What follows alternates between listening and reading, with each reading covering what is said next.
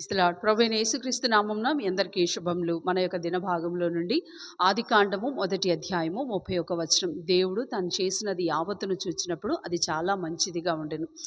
మనం ఆదికాండం యొక్క మొదటి అధ్యాయంలో సృష్టి యావత్తు నిర్మించబడుట, దేవుని నోటి మాట చేత పలికినప్పుడు సమస్తమును ఆవిర్భావంలోకి వచ్చుట చూచినప్పుడు దేవుని యొక్క మహాశక్తి కనబడతా ఉంది. మనము సూర్యుడికి వెళ్ళి చూసినా, ఆకాశ నక్షత్రంలోకి వెళ్ళి చూసినా, ఆయన చేసిన సృష్టిలో ఏదైనా చూసినప్పటికీ ఆయన మహాజ్ఞానం కనబడతా ఉంది. ఆ ఆకాశ పక్షులను పోషించే విధానము, ఆ జలచరములను పోషించే విధానం, ఏదైనా దేవుని యొక్క మహాజ్ఞానము, దేవుని యొక్క యావత్ సృష్టిలో ఆయనకున్న నైపుణ్యతను గురించి ప్రకటించబడతా ఉంది. సమస్త సృష్టి ఆయనకున్న గొప్పతనము, ఆయనకున్న మహాజ్ఞానము, అవి ఎంతగా మనల్ని ప్రేమించాడో, నివాస యోగ్యంగా ఉండుటకు ఆయన ఎంత జాగ్రత్త వహించారో ఇవన్నీ కనపరచబడతా ఉంది. దేవుని యొక్క సృష్టి ఒక్కొక్క దినం సృష్టించబడతా ఉన్నప్పుడు అనేక దేవదూతలు ఇవన్నీ చూసి సంతోషంతో ఆర్భాటంతో దేవుని స్తుతిస్తూ వచ్చినాయంట. అయితే ఇట్టి సృష్టి నిర్మించబడతా ఉన్నప్పుడు ప్రతిసారి దేవుడు మంచిదిగా అని మనం చూస్తూ ఉన్నాం. కానీ చివరి వచనంకి వచ్చేసరికి ఇది చాలా మంచిదిగా కనబడతా ఉంది. మనం కొంచెం ఇంగ్లీష్ ట్రాన్స్లేషన్కి వెళ్తే ఇది చాలా మంచిదిగా అంటే పర్ఫెక్ట్గా చేయబడింది.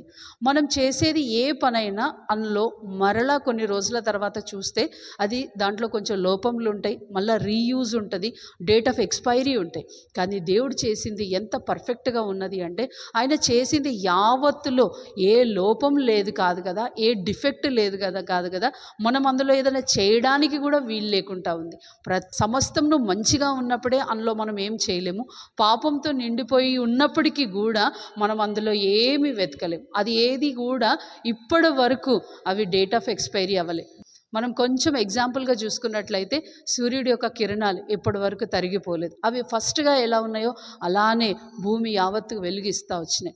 అదేవిధంగా ఏది పట్టుకున్నా దాంట్లో మనకు లోపములు కనబడు. దేవుని పని అలా ఉంటుంది. కానీ అదే మానవుడి పని చూస్తే దానికి డేట్ ఆఫ్ ఎక్స్పైరీ ఉంటుంది, లోపములు ఉంటుంది, కొన్ని రోజుల తర్వాత తరిగిపోతుంది.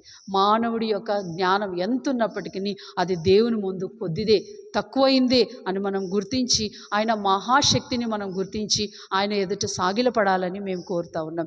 ఆయన మహాజ్ఞానం ఎదుట మనం ఎంతటి వారం కూడా కాదని ప్రతి విషయంలో ఆయన సార్వభౌమ అధికారాన్ని ఒప్పుకోవాలని అనుకుంటున్నాం.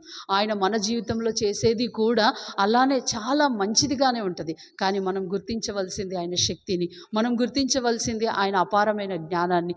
రండి, ప్రభు యొక్క ప్రణాళికను, ప్రభు యొక్క ఆలోచనలను మన ఆలోచన కంటే ఎక్కువగా ఎంచి ఆయనను ఘనపరుద్దాం. తండ్రి యేసు ప్రభు ఘనమైన నామంలో మీరు చేసిన సృష్టి యావత్తును మా దేవా మాకు మేలుకరంగా, మాకు నివాసయోగ్యంగా చేస్తూ వచ్చారు. కానీ దేవా మీరు మమ్మల్ని చేసినప్పుడు ఇంకెంతో నైపుణ్యతగా చేశారు. కానీ మేము నీ యొక్క గొప్పతనాన్ని, నీ యొక్క ఘనతను గుర్తించలేకపోతున్నాం. దేవా ప్రతి దినము నీ సృష్టి యావత్తు నీ గురించి ప్రకటిస్తుంది, కానీ మేము ప్రకటించలేకపోతున్నాం. లోపంలోనే ఎంచి వారం కనుక అదైతే క్షమించి దేవా నీ యొక్క గొప్పతనాన్ని కనపరచబడినట్లుగా మాకు ప్రతిదినం సహాయం దయచేయమని ప్రార్థిస్తాం. ప్రతిదినం మేము కూడా ఆకాశ పక్షుల వలె నీ గురించి ప్రకటించినట్లుగా మాకు సహాయం దయచేయమని ప్రార్థిస్తే యేసుక్రీస్తు నామంలో ప్రార్థిస్తున్నాం తండ్రి, ఆమేన్.